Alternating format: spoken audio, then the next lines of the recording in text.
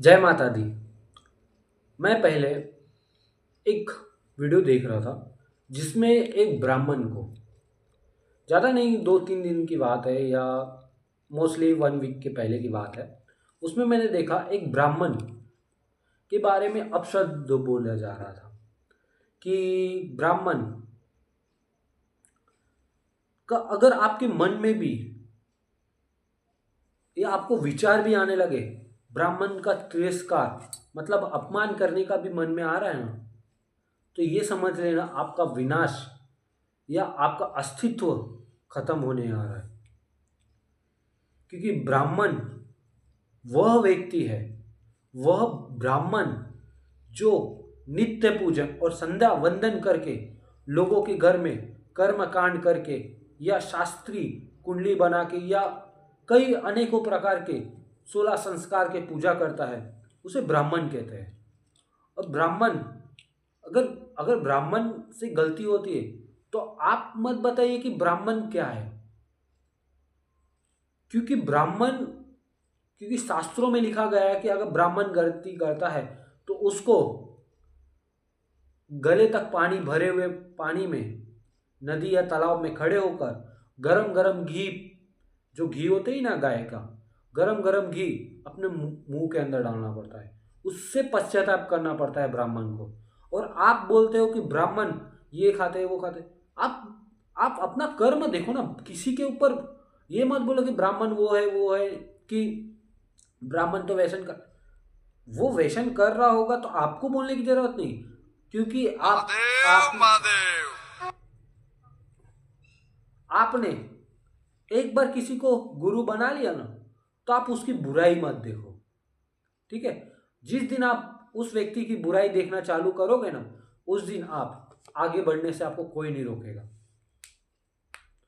क्योंकि आपका गुरु कैसा भी हो, आप गुरु के लायक तो बन नहीं सकते। क्योंकि जो गुरु होता है, गुरु गुरु बनने के लिए भी उसे पश्चाताप करना पड़ता है, उसे भी मोह माया तोड़ना छोड़ना पड़ता है। आपने स्कूल गए होंगे, कॉलेज गए होंगे, वहां पे आपने देखा होगा आपका जो सर हो या टीचर हो या मैम हो या गुरु, आप उनके पैर क्यों पड़ते हो? आप सम्मान देते हो इसलिए पढ़ते हो ना। सम्मान इसलिए देते हो क्योंकि उन्होंने जो गुरु बनने का काबिल था।